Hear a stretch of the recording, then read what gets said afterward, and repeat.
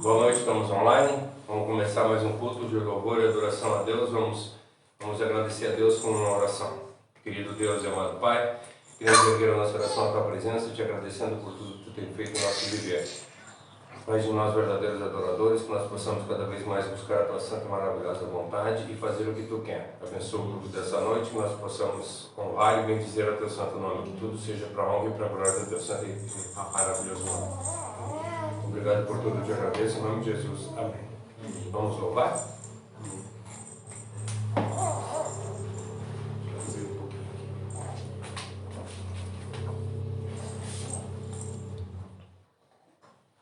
Essa primeira música, ela trata sobre o propósito da nossa vida, que se não for para adorar o Senhor, fica uma coisa vaga, uma pergunta: para que nós nascemos?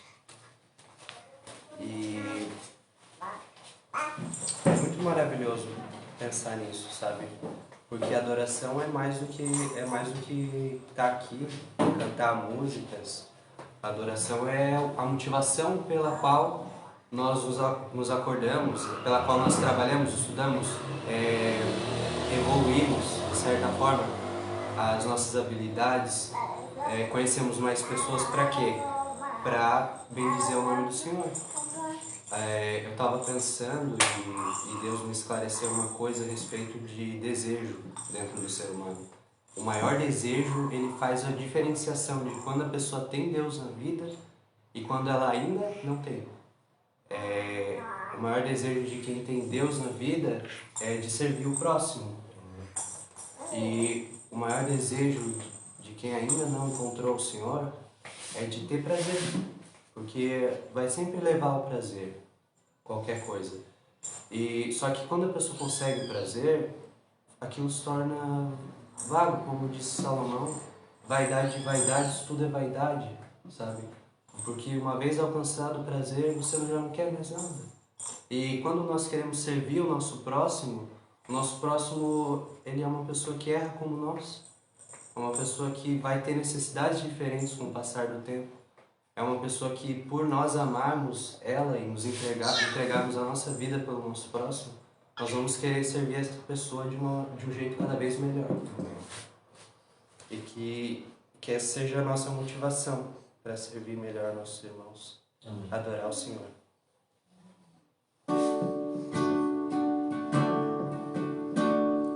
Se não for para te adorar, para que nasci? Se não for para te servir, porque eu estou aqui. Sim, eu quero te adorar, te adorar. Senhor, estou aqui.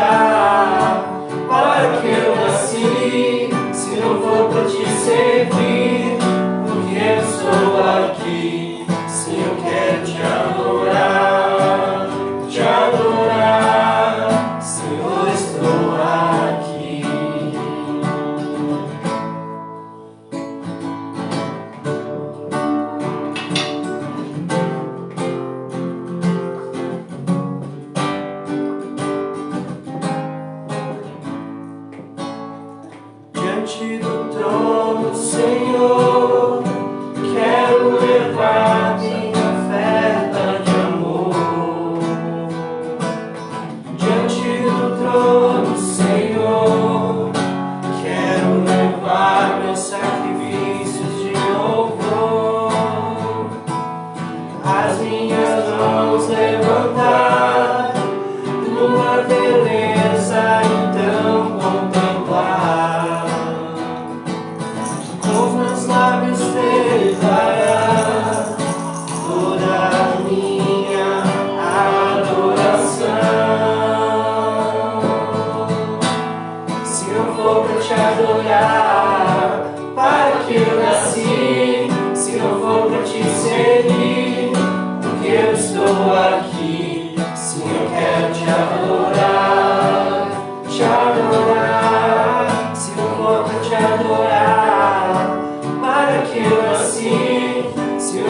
quero te servir, porque eu estou aqui. Sim, eu quero te adorar, Senhor, estou aqui.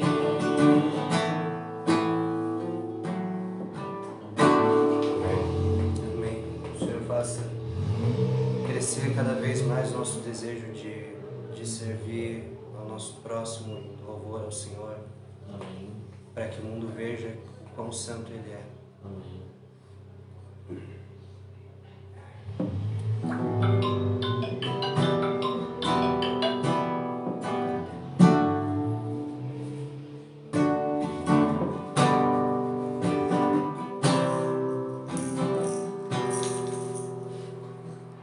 Senhor, meu Deus, quando eu maravilhado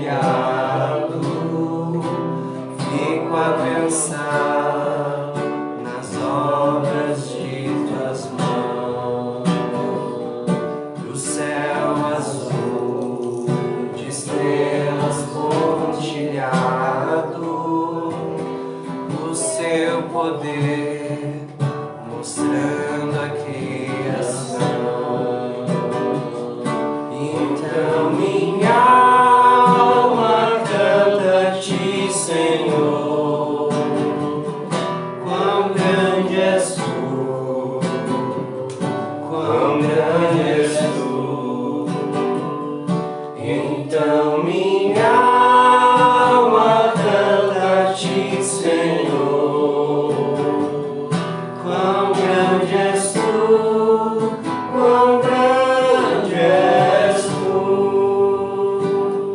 Quando a vagar nas matas e florestas, o passaredo alegre ouço a cantar, cruzando os montes, vales e florestas, o teu poder mostrando a criação. Então minha alma canta-te, Senhor, quão grande és tu, quão grande és tu. Então minha alma canta-te, Senhor, quão grande és tu, quão grande és tu. Então minha alma canta-te, Senhor, quão grande és tu, quão grande és tu. Então minha alma canta-te, Senhor, quão grande és tu, quão grande és tu. Amém, Senhor. Amém. Vamos para o nosso estudo então, continuamos o nosso estudo, nós estamos estudando o livro de João. Semana passada nós acabamos o versículo 34, né? Hoje nós vamos entrar do 35 em diante. Nós vamos conversar um pouquinho a respeito do que é ser cristão, né? Na realidade, desde que nós começamos isso, e nós vamos dar uma passada, uma relembrada por isso, eu quero ler com vocês então João 1, do versículo 35 até o final do capítulo, do 35 ao 51. Hoje nós vamos ler bastante. Então vamos lá, vou ler assim mesmo. No dia seguinte, João estava... vou ter que virar assim, está pequena a letra. No dia seguinte, João estava novamente com os 2 discípulos. E quando viu Jesus passar, olhou para ele e declarou: "Vejam, é o Cordeiro de Deus." Ao ouvirem... Quer que eu... Não, é que apagou a... Ao ouvirem isso, os 2 discípulos de João disseram o seguinte: Jesus olhou em volta... Desculpa, gente. Hoje eu tô perdido. Vou começar desde o início agora. No dia seguinte, João estava novamente com os 2 discípulos. quando viu Jesus passar, olhou para eles e declarou: vejam, é o Cordeiro de Deus. Ao ouvir isso, os 2 discípulos de João seguiram Jesus. Jesus olhou em volta, viu e disse: o que vocês querem? Perguntou. E ele respondeu: Rabi, que significa mestre, onde o Senhor está hospedado? Venham e vejam, disse ele. Era cerca de 4 horas da tarde quando acompanharam até aquele lugar onde Jesus estava hospedado e passaram o resto do dia com ele. André, irmão de Simão Pedro, era um dos 2 que ouviram João ter dito aquilo que disseram. André foi procurar o seu irmão Simão e lhe disse: encontramos o Messias, isto é, Cristo. Então André levou o Simão para conhecer Jesus. Olhando para ele, Jesus disse: você é Simão, filho de João, e será chamado Cefas, isto é, Pedro. No dia seguinte, Jesus decidiu ir a Galiléia e encontrou Filipe e lhe disse: siga-me. Filipe era de Betsaida, cidade natal de André e de Pedro. Filipe foi procurar Natanael e disse: encontramos aquele ao qual Moisés, na lei, e os profetas escreveram. É ele, Jesus de Nazaré, filho de José. Nazaré, exclamou Natanael, pode vir alguma coisa boa de Nazaré? Venha e veja você mesmo, disse Filipe. Jesus viu Natanael e se aproximou dele e disse: aí é um verdadeiro filho de Israel, um homem totalmente íntegro. Como o senhor sabe a meu respeito? Perguntou Natanael. Jesus respondeu: eu vi você sob a figueira antes de que Filipe o chamasse. Então Natanael exclamou: Rabi, o senhor é filho de Deus, o rei de Israel. E Jesus lhe perguntou: você crê nisso porque eu disse que você estava sob a figueira? Você verá coisas muito maiores do que essa. E acrescentou: eu lhes digo a verdade, vocês verão os céus abertos, os anjos descendo e subindo sobre o Filho do Homem.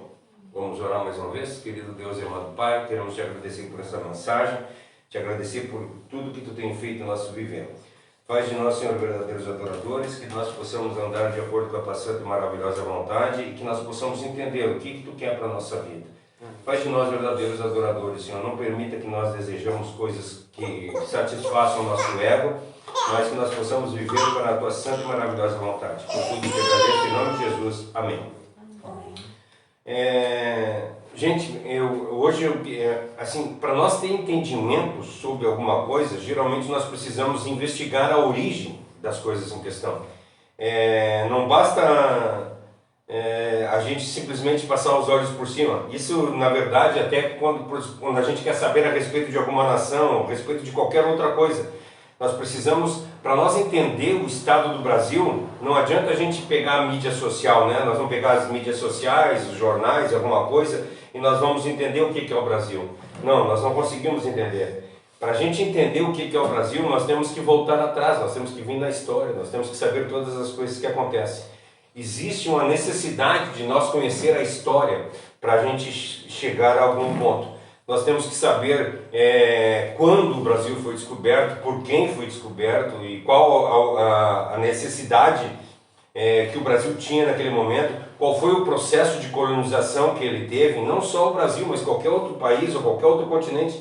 Para nós conhecermos o continente, o país ou a cidade a fundo, nós precisamos fazer uma profunda averiguação, nós precisamos entender o que aconteceu. E não só também, eu falei a respeito de religião, agora falei a respeito de país, vamos falar a respeito de esporte também, né? Vamos dizer, olha o futebol, né? Por que nós gostamos tanto de futebol? Por que o brasileiro gosta tanto de futebol? Aí tu vai buscar na história do futebol, né? Daí tu vai ver que o futebol ele foi inventado na Inglaterra, aí trouxeram para o Brasil e botaram aquele jeito brasileiro, o jeito gingoso, né? Nós vemos também o futebol americano, lá o futebol americano, até anotei aqui, o Walter Camp foi lá na Inglaterra e viu o rugby, né? E aí ele viu aquele jogo e gostou daquele jogo, e aí ele resolveu adaptar pro jeito americano, e ele adaptou pro jeito americano, que é um jeito mais, o rugby é muito truncado, né? O futebol americano já é mais, os caras já dão mais jeitinho, correm mais pro lado que nem futebol. A Inglaterra inventou, mas os brasileiros começam a dar toquezinho, faz um melhoramento. Mas para a gente entender o futebol, ou entender o futebol americano, nós precisamos conhecer a história, os ingredientes que trouxeram para nós chegar até aqui. E isso não é diferente com o cristianismo. Nós precisamos saber realmente da onde vem a origem. Por que que nós fizemos, por que que nós nos somos cristãos e qual é o desenvolvimento histórico que tem nisso. Eu costumo dizer sempre para as pessoas que quando as pessoas começam a falar a respeito de religião e a gente diz assim, cara, então lê tal escritor, lê fulano de tal. Eu gosto muito aquele japonês, o Ni, né? Ni, o nome dele, me esqueci agora o nome dele, me esqueci. Mas o sobrenome dele é Ni. Eu gosto muito de ler porque ele tem muitos livros bons. A gente gosta de ler Spurgeon, a gente gosta de ler Reverendo Moody, Lloyd Jones, e a gente gosta de ler. Por quê? Porque assim nós vamos entender a história. Não adianta eu pegar hoje, o que infelizmente que a gente está vendo dentro das igrejas, os homens estão pegando a palavra de Deus e interpretando elas do jeito que eles acham melhor. E isso é completamente errado. Se nós já temos 2000 anos de histórias no processo de cristianismo, por que nós vamos inventar coisa agora? Entende? Já tem 2000 anos, já morreu milhares e milhares de pessoas por causa desse evangelho. Pessoas sofreram por causa disso. E por que nós queremos começar do zero? Nós precisamos entender. E aqui nós estamos vendo que João, o evangelista, ele tem consciência de que nós precisamos saber da história. E aí ele está contando a história para nós aqui. Quer dizer, esse capítulo 1 de João aqui, ele está nos contando a história, exatamente o que é que aconteceu. Se a gente... Nós olhando lá no livro de Gênesis, vocês lembram como é que começa o livro de Gênesis? Ele conta a primeira semana do mundo, né? No primeiro dia fez tal coisa, no segundo dia fez tal coisa. Por que isso, né? Porque Deus queria deixar uma história para nós, para a gente conhecer, para a gente nos basear naquilo. E o que João está fazendo nesse primeiro capítulo é exatamente isso. Ele está contando a história da igreja para nós. Ou vamos dizer, ele está contando que nem foi contada a primeira semana lá no Gênesis. João está contando a primeira semana do cristianismo aqui para nós. Ele está dizendo tudo, passo a passo, como é que as coisas aconteceram. Então nós vemos que o que nós estudamos até agora, né? Lá no prólogo, né? Que é do 1 ao 18, ele afirma que o Filho de Deus, que Jesus é o Filho de Deus eterno e que ele se fez carne e habitou entre nós. Ele conta essa história, né? Do 1 ao 18. Depois do 19 ao 34, ele destaca as necessidades do homem e da mulher de ter uma fé de compartilhamento. Nós falamos muito a respeito do Espírito Santo, o que o Espírito Santo o que nós precisamos para encontrar e para ter o Espírito Santo na vida da gente. E agora nós estamos entrando no finzinho desse primeiro capítulo, que é do 19 ao 34, que ele fala através do ministério de João Batista. E é isso que nós vamos conversar hoje. Nós vamos conversar a respeito do ministério de João Batista, a respeito de aonde foi encontrado os primeiros convertidos, os primeiros discípulos de Jesus. E é isso que nós vamos falar hoje. Então, resumindo, do 1 ao 18 ele é a revelação de Jesus Cristo, do 19 ao 34 é a proclamação de João Batista a respeito de Jesus e do Espírito Santo, e por fim aqui ele é coroado com a conversão dos primeiros discípulos, que é o que nós vamos entrar a partir de agora, vamos falar a respeito disso. Nós vimos aqui o cristianismo numa parte embrionária, né? Ele está nascendo, o cristianismo está nascendo aqui. E isso é muito importante para a vida da gente. Porque se nós pararmos para nós pensar, nós tivemos isso na nossa vida também. Nós tivemos o início, nós tivemos o princípio de todas as coisas, o princípio do cristianismo. Então nós estamos vendo que a revelação do Deus encarnado, né? Nós vimos lá, e quando Deus chega na nossa vida, Ele se revela na nossa vida. E aí é a revelação do Cristo encarnado. Depois tem a proclamação do Filho de Deus, né? A proclamação do Espírito Santo, que é quando nós falamos a respeito do primeiro amor, né? Aquele primeiro amor que nós temos. Então nós temos o Cristo revelado, depois do Cristo revelado nós temos a proclamação do amor, e por fim nós chegamos à conversão, à modificação das nossas vidas. É exatamente isso. Eu peguei aqui um pedacinho da narrativa de J.C. Ryle, como é que diz? R-Y-L-E. J.C. Ai, não. Ele escreveu o seguinte a respeito dessa parte, né? Esses versículos deveriam construir um interesse especial em todo cristão verdadeiro, esses versículos, esses primeiros versículos de João. Eles descrevem os primórdios da igreja. A igreja que hoje é constituída de inúmeros membros, no princípio consistia somente em alguns fracos membros que foram alcançados pelo Evangelho da glória e da graça de Deus, Jesus Cristo. Então, quando nós chegamos nesse ponto aqui, hoje nós temos uma igreja, nós temos um país que nós dizemos um país que se proclama cristão, 75% do povo cristão. Aqui nessa época não tinha cristão nenhum, não existia cristão, até porque o cristianismo não existia, né?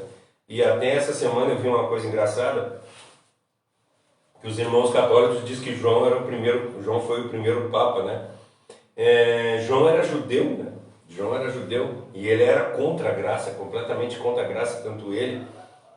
Nós vemos ele debatendo lá no capítulo 6, o capítulo 7 de Atos, que eu acho interessante quando Deus desce para ele o lençol com os animais, e ele diz para Deus assim, como é que eu vou comer? Aí Deus diz para ele, come. Ele diz assim, não, mas a minha religião não permite. Deus fala, Pedro fala para Deus que a religião dele não permite. E nós vivemos muitas vezes dessa forma, nós debatendo contra Deus as coisas que é para nós fazermos. Por quê? Porque nós estamos embasados em farisaísmo, nós estamos embasados em leis. E o cristianismo não é leis, o cristianismo é amor, o cristianismo é um transformar. O cristianismo é uma nova mensagem que Jesus disse, eu vim para pregar uma nova aliança. Eu sei que tem pessoas que são dispensacionalistas, tem pessoas que são aliancistas, mas não é isso que nós estamos falando. O que nós precisamos entender é que o cristianismo, ele é em primeiro lugar Cristo. É isso que nós temos que entender. Em qualquer coisa, o cristianismo é uma coisa fácil de ser vivida, basta nós vivermos como Cristo viveu. Nós temos que amar as pessoas como Cristo amou, nós temos que falar de Deus para as pessoas como Deus falou, como Cristo falou. Eu já falei para vocês a respeito da mensagem, a oração de São Francisco, né?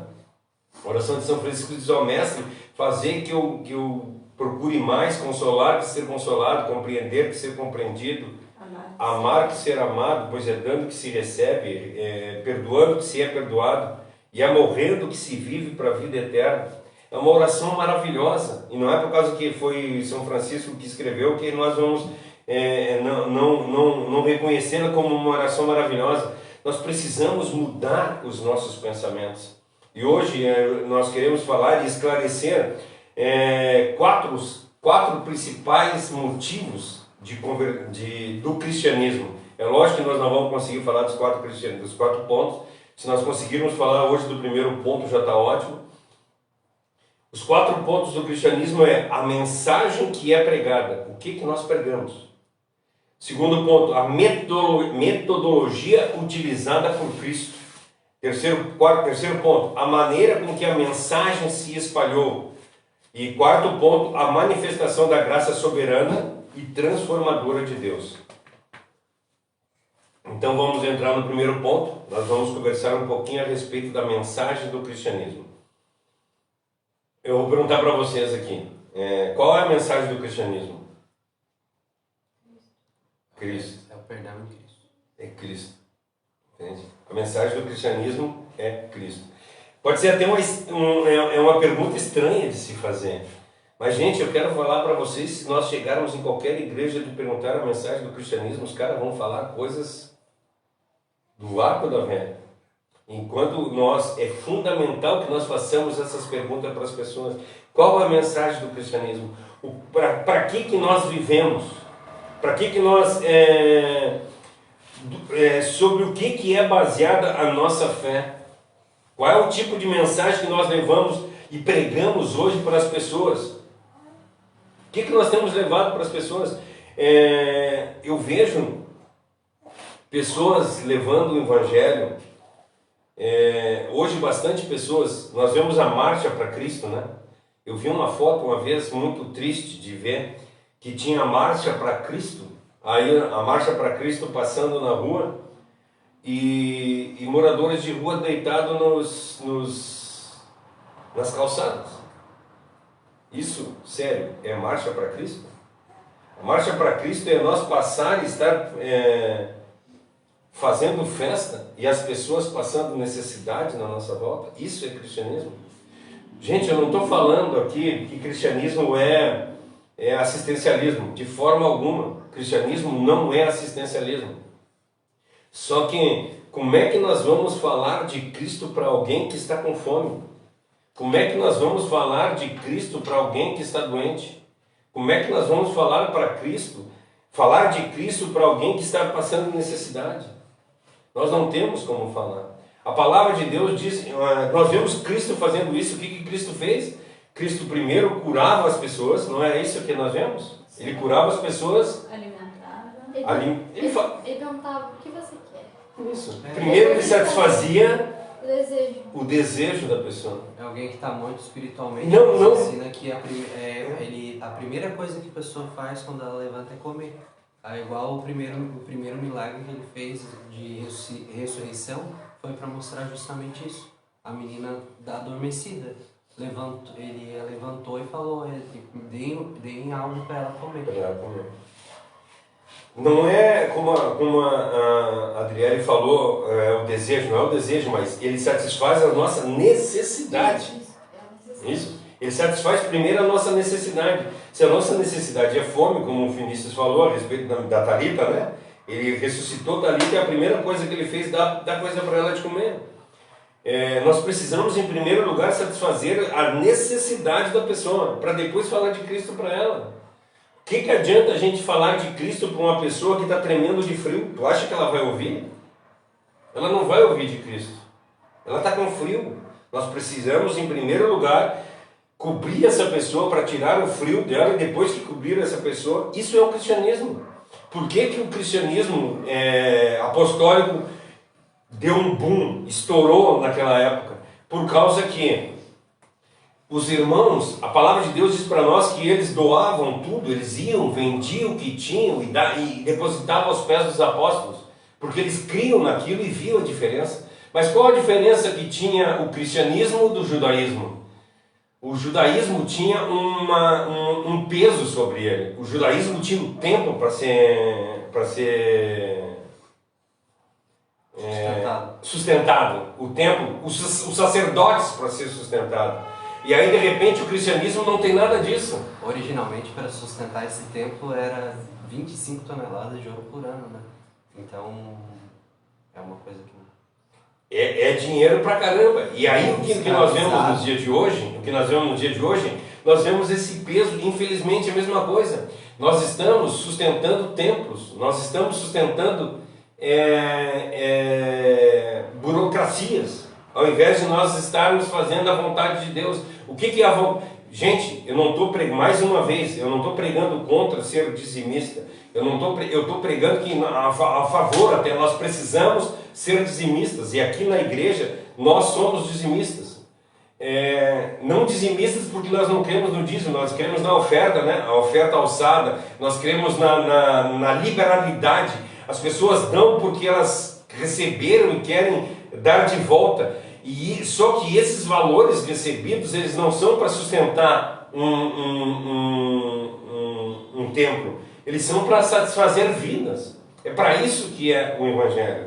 E nós vemos, então, que nós vimos que a fé cristã, e nós vemos lá no passado, quando nós estamos falando a respeito do judaísmo, o dinheiro que entrava era para satisfazer as necessidades do templo, era para satisfazer as necessidades das coisas que estavam na sua volta. Era errado? Não é. Isso tinha que sustentar.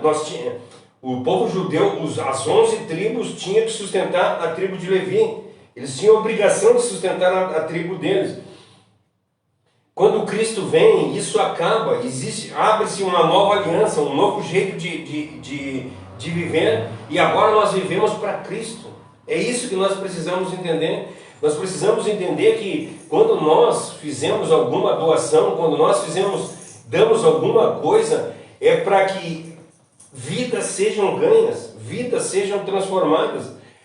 É para falar de Cristo, entende? É nós fazer coisas para falar de Cristo. Entrou, vamos supor, cara, entrou, ó, estamos aqui, nós estamos com tanto de dinheiro, o que nós vamos fazer com esse dinheiro? Ah, vamos fazer uma reforma do templo, vamos pintar o templo novo. É lógico que nós não podemos deixar a coisa caindo, de forma alguma. Mas não é isso o primordial. O que nós temos que fazer com esse dinheiro que está entrando? Nós temos que pegar esse dinheiro, cara, vamos fazer... sair na rua, vamos botar uma gasolina no carro, vamos lá para o centro de Florianópolis e vamos pregar o evangelho para as pessoas, vamos falar de Cristo para as pessoas, é investir na obra de Deus. É isso que é o cristianismo. O cristianismo é nós falar de Cristo para todas as pessoas. Então, quando alguém perguntar para você, ou você perguntar para alguém qual é a obra do cristianismo, nós temos que nos voltar para esses versículos que nós lemos aqui agora, os 2 primeiros versículos. Ou melhor, os 3 primeiros versículos que nós lemos no dia seguinte, João estava novamente com os 2 discípulos. Quando viu Jesus passar, olhou para eles e declarou: vejam o Cordeiro de Deus. Ao ouvir isso, os discípulos de João seguiram Jesus.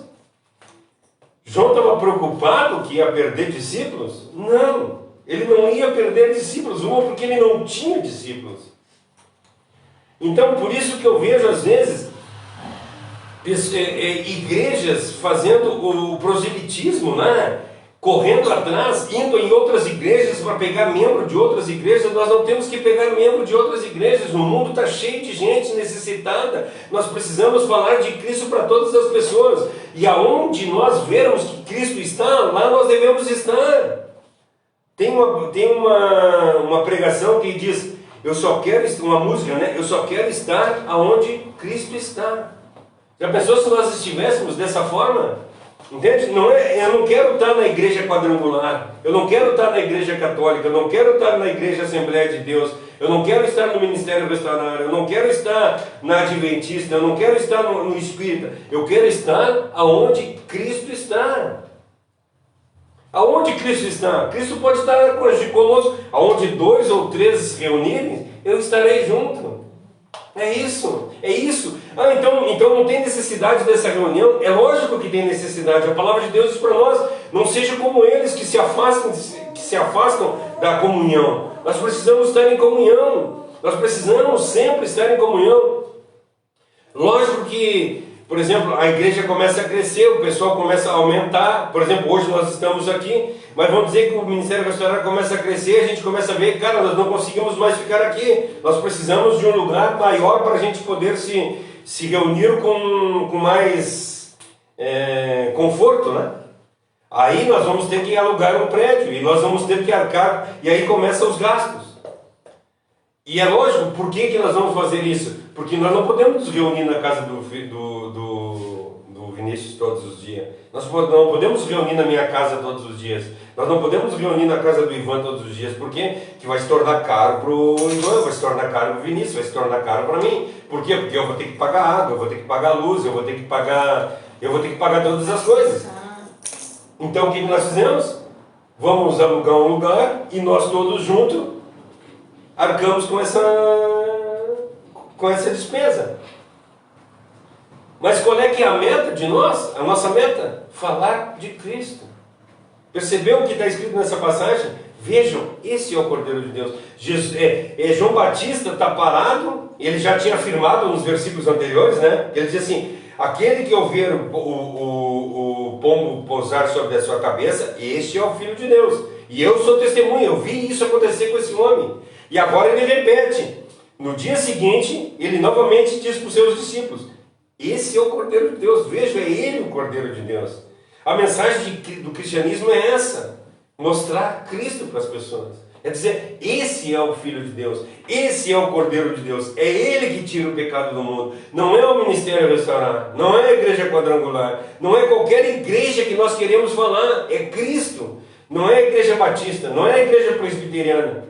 Eu estou citando alguns nomes aqui que está vindo na cabeça, mas o que eu quero falar para vocês é que o cristianismo ele está totalmente relacionado à pessoa de Cristo. E que nós devemos nos tornar iguais a Cristo, E além disso, como nós falamos a semana passada, nos tornar não só cristãos, mas nos tornar fontes que levem pessoas a Cristo. É isso. Se vocês olharem essa semana, eu fiz um videozinho, daqueles videozinhos que eu tenho feito de 3 minutos, todas as semanas, e eu falei a respeito disso. De nós nos tornarmos fontes. A palavra de Deus diz para nós, a semana passada nós falamos, fonte que jorram para a vida eterna. E no momento em que eu tenho Cristo na minha vida, eu tenho essa fonte. Eu sou cheio de Cristo, eu sou cheio Cristo não é a fonte de água viva? E se eu sou cheio de Cristo, se eu sou cheio de Cristo, se eu tenho uma vida transbordante no Espírito Santo, a minha vida está sempre derramando de Cristo para as pessoas. Amém. E como a Josi falou a semana passada, e é muito interessante, nós somos vasos transbordantes. Amém.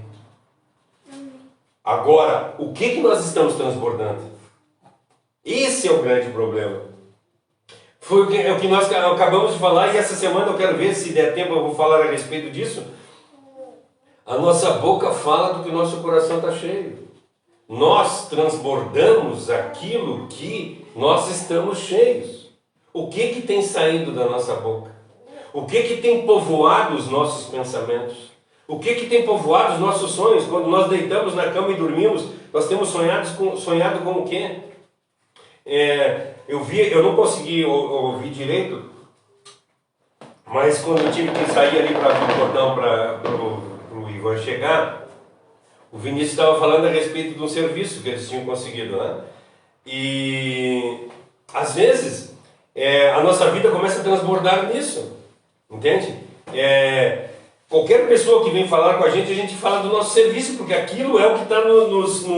Não estou dizendo que seja isso, tá? Mas eu converso com pessoas que falam somente a respeito de serviço.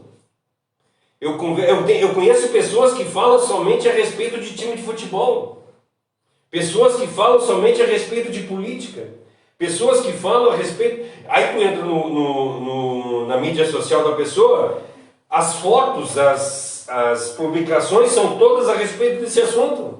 Eu tenho um parente aí, que tu entra no Facebook dele, é tudo azul e branco, ele é havaiano doente. E tu conversa com ele, é só Havaí. Tudo que tu conversa com ele acaba no Havaí. E por que nós cristãos, a gente entra no Facebook da gente, tem tudo que é tipo de publicação?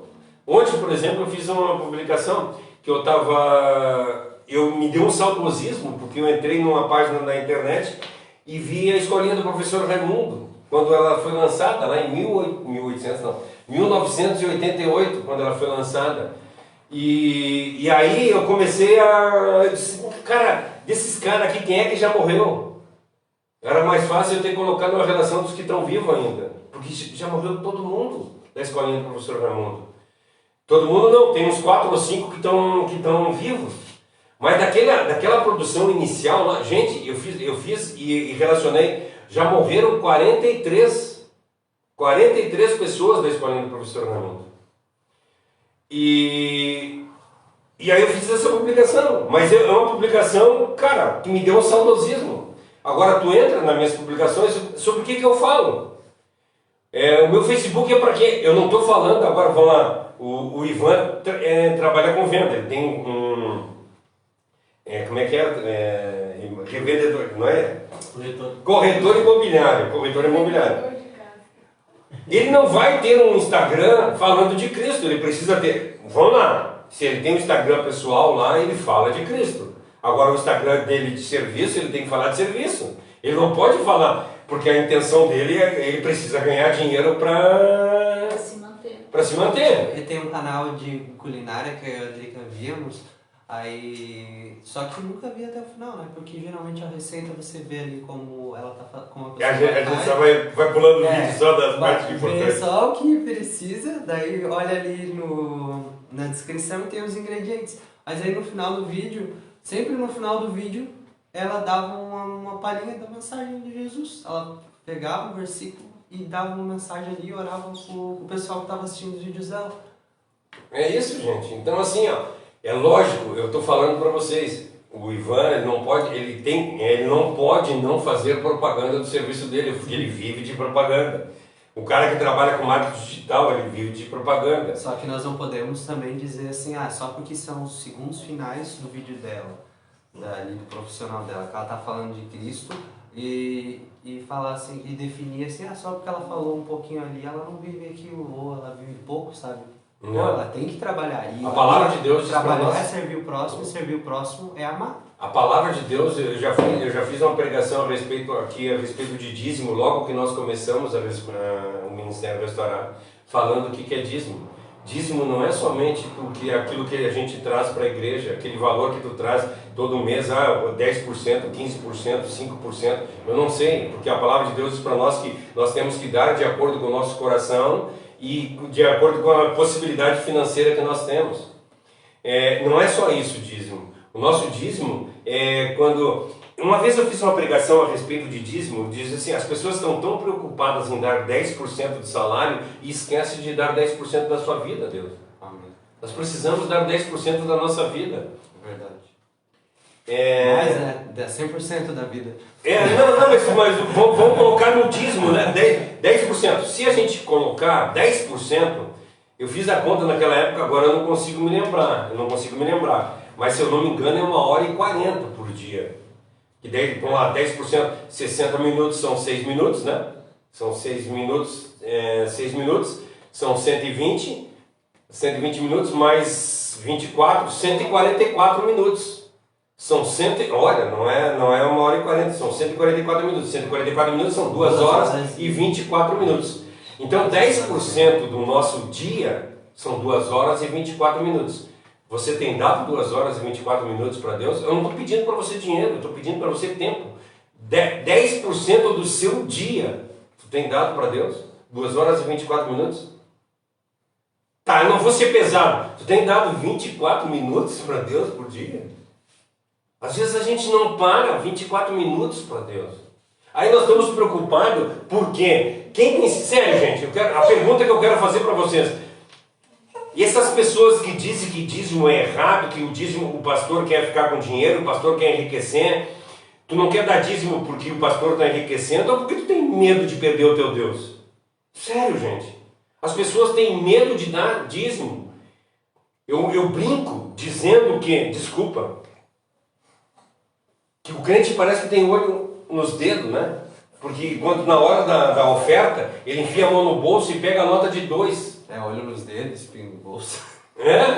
Eles têm medo de dar. Tu tem medo de dar o dinheiro por quê? Porque o pastor é ladrão. Não é, porque tu tem receio, tu tem amor por aquilo. Tu não quer te desfazer. Tu tem medo assim, cara, se eu der o dízimo para a igreja, se eu der esse valor para a igreja, amanhã, hoje de noite eu estava a fim de comer um X e não vou ter dinheiro para comer o X. Tem a história, a brincadeirinha da criança que vem vindo, o pai deu R$2 para ela, disse assim, filha, eu vou te dar R$2, R$1 é para te comprar um picolé, não dá mais, né, eu acho agora, né? Acho que não, faz mas na época dava, eu vou te dar R$2, R$1 é para te comprar um picolé para te comer, e R$1 é para te dar na igreja, de dízimo lá, né, então para ti...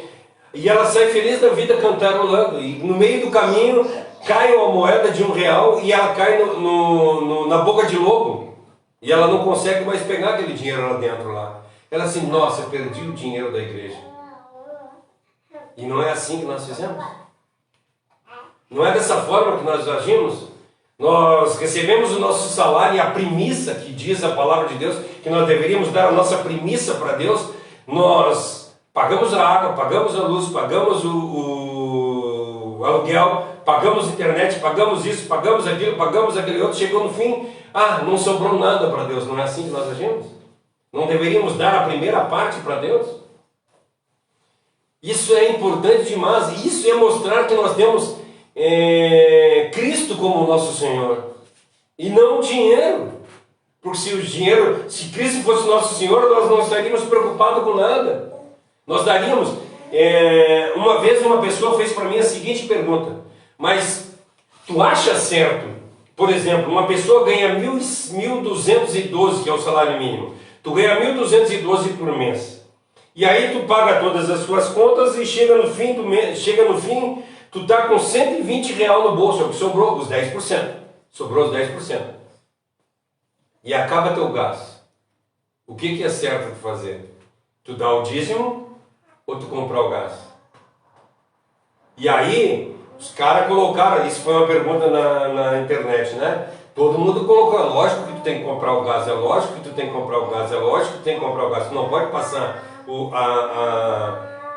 mês inteiro sem gás para comer, tu tem que pagar o gás. E eu coloquei para ela, não, nós temos que dar o dízimo. A responsabilidade da pessoa é pagar o dízimo. Essa é a responsabilidade. E qual é a responsabilidade da igreja? Dar o gás para a pessoa. O cara vai lá, dá o dízimo, e o pastor vai pegar o dízimo e vai dizer, como é que tu tá? Pá, tô sem gás em casa. Então nós vamos dar um bujão de gás para ti. Ah, ela só tem comprado. Não, não. Ela mostrou a fidelidade dela para com Deus, dando o dízimo. E a igreja mostrou a fidelidade a Deus, satisfazendo a necessidade daquela pessoa. Isso é cristianismo. Cristianismo é nós colocar a vontade de Deus em primeiro lugar na vida da gente, não o amor ao dinheiro. Porque se fosse pelo amor ao dinheiro, essa pessoa compraria o gás. Mas ela não tem amor ao dinheiro. Cara, Deus vai dar um jeito. Eu vou ser fiel a Ele e Ele vai dar um jeito de continuar fiel a mim. E a fidelidade da igreja é essa. Ela foi fiel a nós, ela foi fiel a Deus e Deus tem que ser fiel a ela, pagando a necessidade dela. Olha que lindo é o cristianismo. E eu vivo isso, gente. Aqui na nossa igreja nós vivemos isso. A nossa meta não é encher bolso, a nossa meta não é fazer coisas que deixem a igreja mais bonita ou qualquer coisa, não. A nossa meta é investir em vidas, é ajudar pessoas, é ajudar necessitados. Mais uma vez eu digo, nós não estamos pregando aqui assistencialismo de forma alguma, mas nós precisamos satisfazer primeiro os desejos das pessoas, as necessidades das pessoas, e depois disso nós satisfazemos, eu satisfaço primeiro a necessidade física, para depois satisfazer a necessidade espiritual, porque se não for assim nós não conseguimos chegar em lugar nenhum. Então, gente, o cristianismo está relacionado à pessoa de Jesus Cristo. E quando nós colocamos Jesus Cristo na nossa vida, realmente nós nos tornamos discípulos de Cristo. O que é discípulo? Nós vemos isso em Atos, né? Que diz assim, e aqueles foram os primeiros a ser chamados de cristãos. Ou seja, eram pessoas que viviam de acordo com a vida de Cristo, faziam a vontade de Cristo. O cristianismo é tão simples, gente. Ele é tão fácil. O problema é que nós queremos entrar no politicamente correto. Eu costumo brincar com as pessoas que eu não acredito. Pode ser até uma bobagem do que eu falo, mas eu não acredito no politicamente correto. Porque ou ele é político ou ele é correto. Não tem como. Politicamente correto, gente, ou nós agimos politicamente, ou nós agimos corretamente. Mas é verdade. Por quê? Porque, lembra aquele caso que falou do aborto? A lei vai lá e diz amém pro aborto. Fala mais alto, né, cara? A lei vai lá e diz amém pro aborto e tal, e enfim. E nós mesmos, como cristãos, vai fazer o quê? Vai prender a mulher numa cama e vai deixar que ela vai fazer ela não abortar à força? Não. Vamos orar e pedir para que o Senhor toque na vida dela, porém tratá-la bem, sabe? E aí entra no negócio, se ela faz e foi errado. Aí a lei não achou errado, mas nós achamos errado. Por quê? Porque a nossa opinião é de acordo com Cristo, não de acordo com as leis que são ditadas pela sociedade. Nós reconhecemos o erro, nós reconhecemos o pecado, mas nem por isso nós escrachamos o pecador. Nós não podemos escrachar o pecador. Isso é cristianismo, não é politicamente correto. Entende? O politicamente correto é aquela pergunta, o que é política? Política nós temos uma balança, isso é política, né? Tem uma balança e nós vamos colocando pesos que vão equilibrando. É isso, a política é equilibrar duas pessoas se sentarem e entrarem em um acordo. é acordar a respeito de alguma coisa. Isso é política. Política é nós fazermos o melhor para uma massa. Isso é política. E agora vamos lá. Isso é o correto? Não, não é o correto. Vamos lá, falando a respeito de aborto. Nós temos que votar em políticos, isso eu acho correto. Nós temos que votar em políticos que sejam contra anti-abortista, né? Nós temos que votar em políticos anti-abortistas, correto? Não podemos votar no partido que defenda o aborto. Ou defenda qualquer coisa que seja anticristã. Anticristã, nós não podemos votar. Mas daí nós vemos do outro lado outros problemas. E aí o que nós vamos fazer? Tu vai começar politicamente a olhar. Esse aqui faz isso errado, esse aqui faz isso errado, esse aqui faz isso errado, esse aqui faz isso errado. E aí nós começamos a pesar e politicamente nós vamos encontrar um que tenha menos incompatibilidade com o cristianismo. Ou... Quem? Ou a gente vamos lá, gente. É complicado. Eu estou numa situação, nós estamos numa situação hoje que não vou falar. Política não. Mas nós precisamos entender que nós temos pensamentos cristãos e nós temos que lutar por esses pensamentos cristãos. Agora, mas se acontecer tal coisa, vai acontecer tal coisa. Não interessa o que vai acontecer. Deus não é pego de surpresa. Deus já sabe quem é o novo presidente do Brasil. Deus já sabe. E Ele escolheu esse novo presidente do Brasil. Não sei quem vai ser, mas Deus já sabe quem vai ser. E essa semana eu estava vendo uma publicação do Memmer, Jonathan Memmer, né? E Jonathan Memmer, Jonathan Memmer. Jonathan Memmer. E ele falando a respeito de, sabe, a tristeza dele em falar, ele disse, em 2020 eu defendi política. Em 2020 eu coloquei a minha cara falando a respeito de político. Hoje eu já não faço mais isso. Por quê? Porque a minha meta é pregar o Evangelho. É isso que nós temos que fazer. O cristão, ele tem que colocar no Facebook dele coisas de Cristo.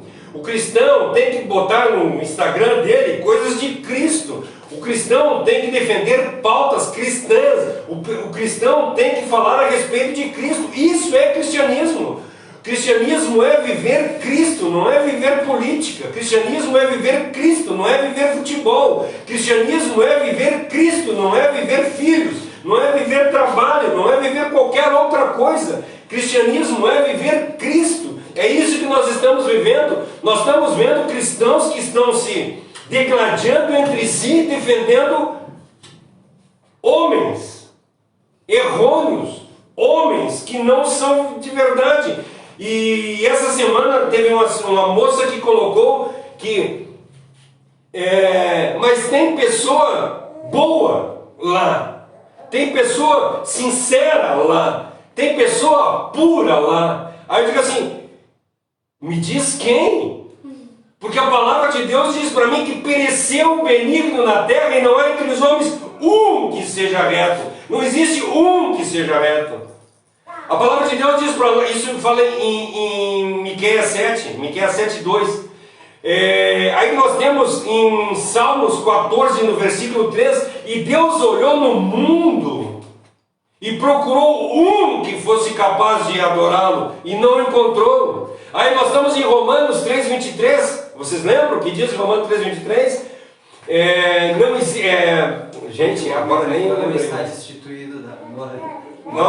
Todos nós somos pecadores e estamos destituídos da glória de Deus. Não existe um. E aí tu está perdendo amizade, tu está perdendo irmandade com teus irmãos por causa de político, por causa de futebol, por causa de patrão, por classe eu. Tu pode colocar N coisas. Então, mais uma vez, eu quero fazer a pergunta que eu fiz no início para vocês. O que é cristianismo? Viver Cristo, gente. É isso que nós precisamos ver. Ele é o único nome ao qual nós podemos ser salvos. Isso diz para nós em Atos 4,12. Não há salvação em nenhum outro nome.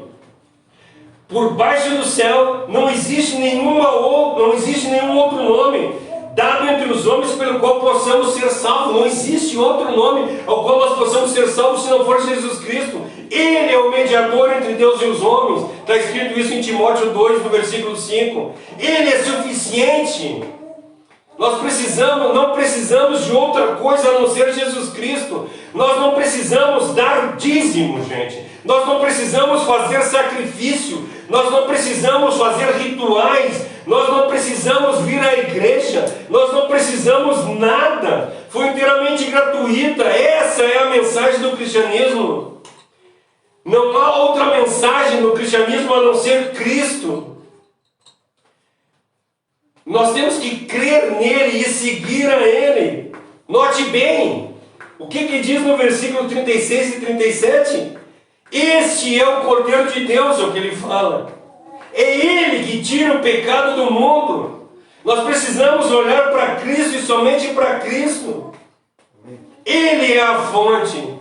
É somente nele que nós encontramos todas as coisas. E como é que nós fizemos? Como fala no versículo 36 e 37, o que os discípulos de João disseram? Ao ouvirem isso, os discípulos de João Batista, André e João, seguiram. Imediatamente. Diz, né? O Geraldo diz assim, para mim... Qual Geraldo? Geraldinho? Para mim, o cristão que se candidata já está pecando, porque político é corrupto, mesmo querendo fazer o bem. Ah, política. Gente, eu sou de acordo com um político, crente ser. Se nós tirar todos os crentes, eu estou falando de crente de verdade, tá? Por exemplo, eu quero usar um exemplo de político crente que nós temos na Bíblia e nós pregamos um dia desses a respeito dele. Davi? José. Davi também, Davi era rei. José, ele foi ele foi ministro de seis reis. Ele era ministro. E o que a palavra de Deus diz para nós? Que 122, procura lá no YouTube, lá, a pregação sobre Daniel 6. 120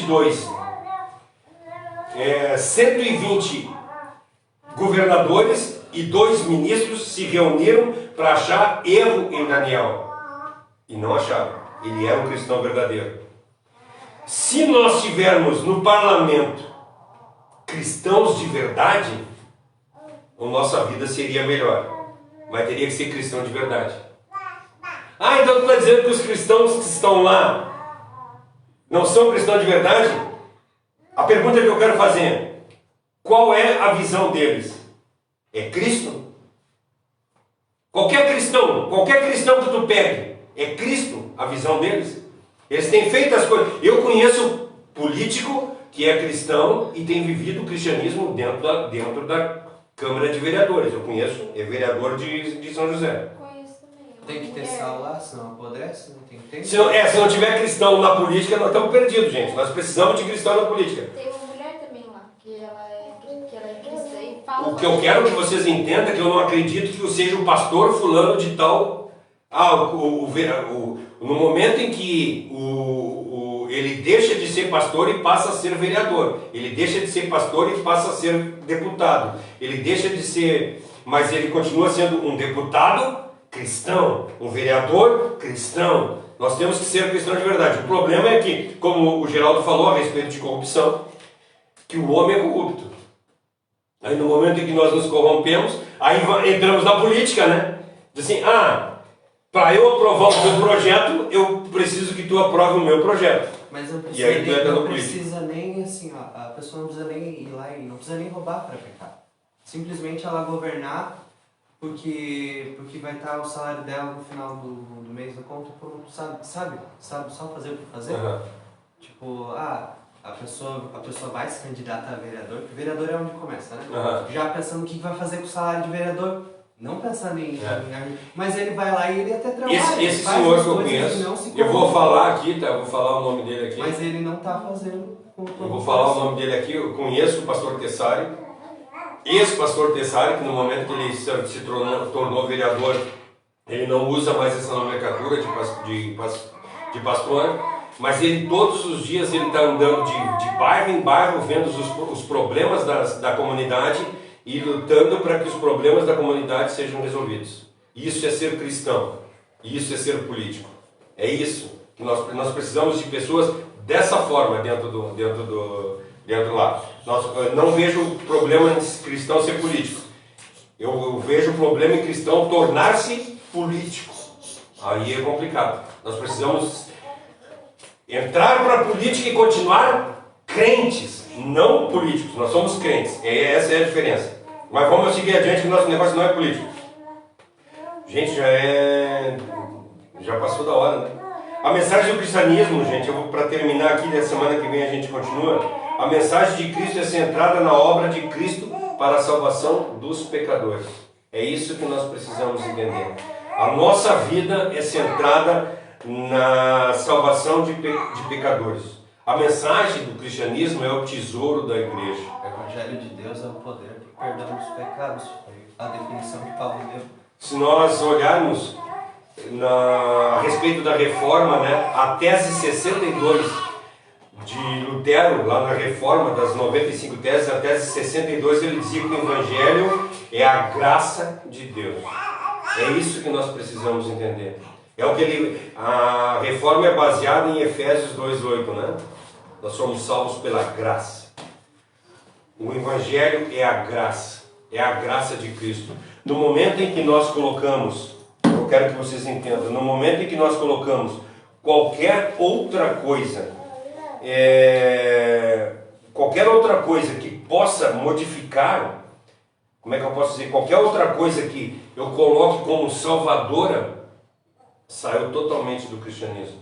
Se eu disser para vocês que o dízimo salva, se eu disser para vocês que guardar o sábado salva, se eu disser para vocês que eu ir no hospital pregar a respeito do Evangelho salva, se eu disser para vocês que eu dar o alimento para necessitados salva, se eu disser para vocês qualquer coisa que eu disser para vocês, isso não é cristianismo. Cristianismo é inteiramente, a salvação é inteiramente gratuita. Nós somos salvos pela fé, nós somos salvos pela graça por intermédio da fé. E isso não vem de vós, é de Deus. A gente faz porque Deus nos salvou, não por receber a salvação. Tudo que nós fizemos é porque Cristo já fez alguma coisa na vida da gente. Tem um comentário ali no Instagram.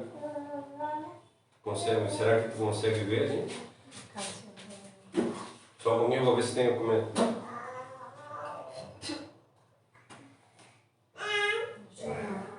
Tu consegue chegar ali do ladinho e ler o que alguém deve ter falado alguma coisa?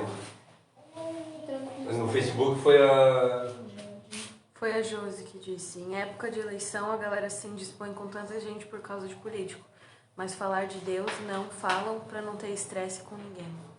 Cara, isso olha, foi crucial. Que bom que eu pedi para cá se ler aquilo ali. É exatamente isso.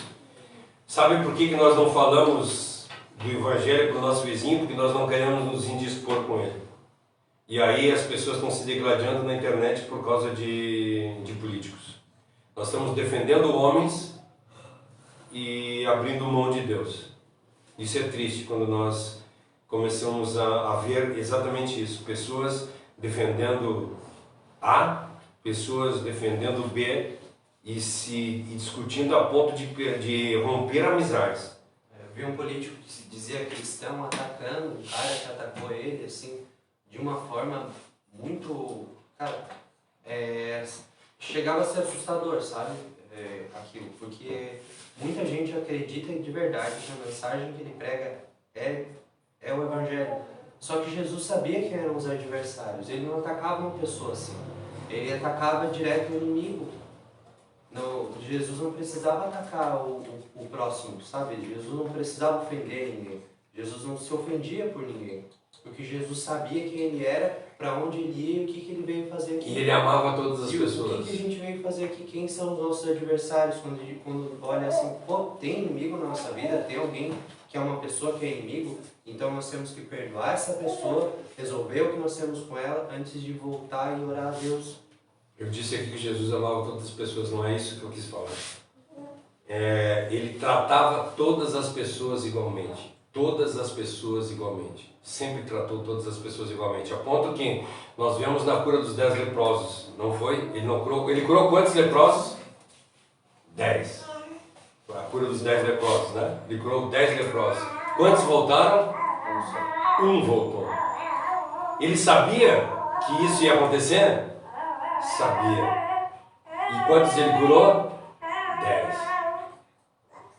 Significa que uma de cada 10 pessoas é cristã de verdade. Mas o que eu quero dizer para vocês é que eu não posso jamais dizer que alguém não é digno de receber a palavra de Deus. Eu tenho que falar da palavra de Deus para todas as pessoas. Agora Deus vai se revelar para as quais Ele quer se revelar. Não depende de nós. Não depende de quem quer nem de quem corre. Não depende de mim a minha salvação. Mas a palavra de Deus diz para mim que eu preciso ir por todo o mundo e pregar o Evangelho a toda a criatura. A todos eu preciso pregar o Evangelho. Ah, mas não vão ser todos que são salvos. Não interessa quem vai ser salvo. Interessa que eu preciso cumprir a comissão. Eu preciso cumprir o grande lead. Eu preciso ir e levar o Evangelho a toda a criatura. Quem vai se salvar, esse não é problema meu. Meu problema é levar o Evangelho. O problema de quem vai ser salvo é do Espírito Santo de Deus. Então que nós possamos mudar os nossos pensamentos e entender que cristianismo é Cristo, gente. Cristo. Nós precisamos seguir a Cristo, fazer a vontade de Cristo, falar de Cristo, andar Cristo, viver Cristo, comer Cristo. É isso. Não, mas ele não fala para nós que não comer e não beber da minha. Nós vamos falar a respeito disso. Não é isso que ele fala para Pedro? Se não comer da minha carne e não beber do meu sangue, não é digno de mim. Nós precisamos viver Cristo. Quando o Vinícius estava falando lá, o Geraldo disse: isso tudo é a ganância e o para o poder. É triste. A ganância de querer ter o poder nas próprias mãos. Dinheiro é a raiz. Não. O amor ao dinheiro é a raiz de todos os males. Dinheiro é bom, gente. Dinheiro é bom. Nós trabalhamos, a palavra de Deus fala, vai ter com uma formiga ou preguiçoso, para te ganhar o pão de cada dia. Por suor do teu rosto, tu vai ganhar o teu ganha-pão. Então nós precisamos trabalhar para ganhar. As pessoas com um olhar piedoso, né? Porque assim, se tem um monte de gente mal aí, vai para um lugar. Gente mal que eu digo mal encarada, tá? Às vezes com o semblante fechado e tal. A primeira coisa que você vai dar para a pessoa é o teu amor, tratando ela bem. E aí você vai ter espaço naturalmente para falar de Cristo, você vai falar naturalmente porque Cristo é na tua vida. Então é inevitável falar de Jesus para ela. Não é um peso falar de Jesus. É natural. Eu fiquei 2 anos levando alimento de noite, né? Levando alimento para os moradores de rua. Foi uns 2 anos, né? Foi uns 2 anos, tu foi junto muitas vezes, né? Foi 2 anos, mais ou menos 2 anos que nós estávamos lá na IFC, né? Que nós levávamos lá. Na realidade eu não estava na IFC, mas eu continuava junto no projeto Restaurar lá. E durante 2 anos, e uma vez, eu me lembro até hoje, um rapaz, foi ali perto do forte de Barreiros ali. Eu dei um prato de alimento para ele. E ele perguntou para mim se ele podia me dar um abraço. Eu disse, claro que tu pode me dar um abraço. E aí eu dei um abraço nele. E no outro dia, eu fiquei de pegar ele 8 horas da manhã, nós fomos lá, pegamos ele, levamos ele para um centro de recuperação, ele se recuperou, ele está trabalhando, ele está com a vida, está trabalhando, né? Já alugou o apartamento dele, está trabalhando, tudo bem. Mas, gente, eu quero dizer para vocês que eu dei um abraço nele e minha jaqueta, assim, ela ficou toda suja de ranho, Lágrima, choro. Choro, sabe quando a pessoa chora e aí começa a sair excremento? Ele sujou toda a minha blusa. E às vezes a gente não quer dar um abraço. O que ele precisava era de um abraço. Se não tivesse tido aquele abraço, de repente, eu não seria uma outra pessoa hoje. Ele precisou, antes da comida ainda, ele precisou do abraço. Então muitas vezes nós estamos necessitados do carinho, nós estamos, de repente a tua esposa, o teu filho, o teu pai, a pessoa que está do teu lado, ela está precisando do teu abraço. Não que tu acuse ela com a palavra de Deus. Porque às vezes nós fizemos isso, ao invés de nós ajudar as pessoas, nós acusamos elas com a palavra de Deus. Usamos a palavra de Deus para atacar as pessoas. Então que Deus modifique o nosso vivendo. Eu acho que alguém falou alguma coisa aí de novo. No Instagram? Não, no Facebook. Foi geral. Foi grande. Só vamos ler isso aí então e assim nós encerramos. O triste também é colocarem o nome de Deus em vão. Eu tenho certeza que isso acontece. Mas Deus vê tudo isso. Podem ser liberados pelos homens da terra, mas terão julgamento perante Deus. Todos nós compareceremos diante do tribunal de Cristo, é o que a palavra de Deus diz para nós. Então que nós possamos mudar e se alguém perguntar para ti o que é o cristianismo, gente, cristianismo é Cristo. Pregue para as pessoas, o cristianismo é Cristo. Fale de Cristo. Transforme as pessoas em cristãos verdadeiros. Ensine elas o caminho que elas devem andar. É isso que a palavra de Deus diz para nós. Nós devemos ensinar os nossos filhos e as pessoas que estão na nossa volta. De que forma? Inculcando. Falando a respeito de Cristo para as pessoas. Não acusando as pessoas, mas falando de Cristo para elas. Amém? Fique na paz, que Deus abençoe a vida de vocês. Quarta-feira nós estamos aqui.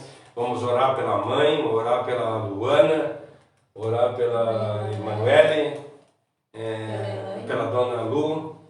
A mãe disse que o meu padrasto está dando sinal de conversão. Olha. O pai Ele era tá... ateu? se declarava ateu. Sabe quando a pessoa tem um temor a um Deus que é uma coisa meio vaga, né?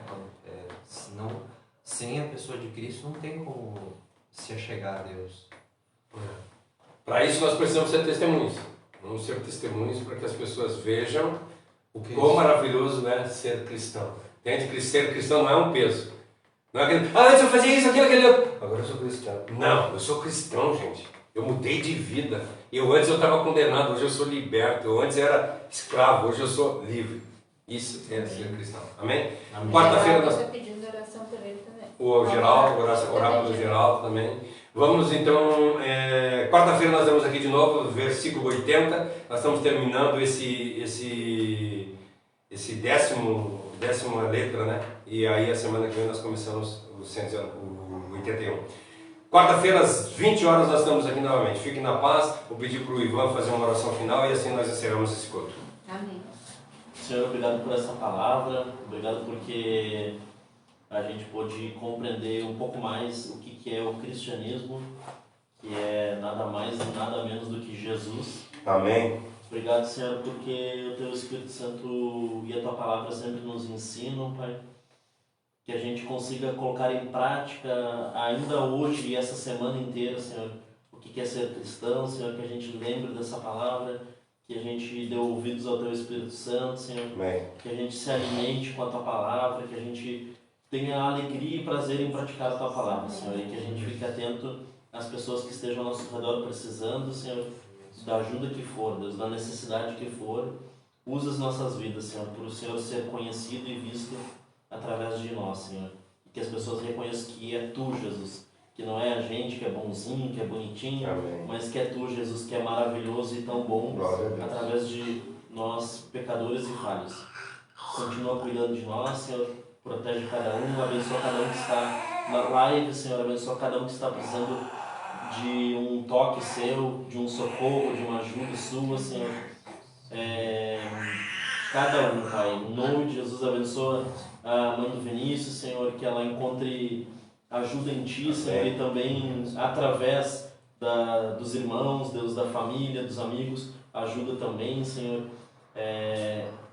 Diminui, Senhor, realmente o sofrimento e a dor dela, Deus, que ela consiga ter ânimo e coragem, Deus, de encarar, Deus, todas as situações, Senhor, e que ela seja renovada pela fé em Ti, Senhor, que ela se alegre muito em Ti, Senhor, e que isso seja inclusive um anestésico, Senhor, da dor física, Senhor. Em nome de Jesus, Pai, abençoa o Geraldo, Senhor, abençoa também a dona Comarina, Senhor, abençoa cada um, Senhor, a Elaine, Senhor, cada um que está precisando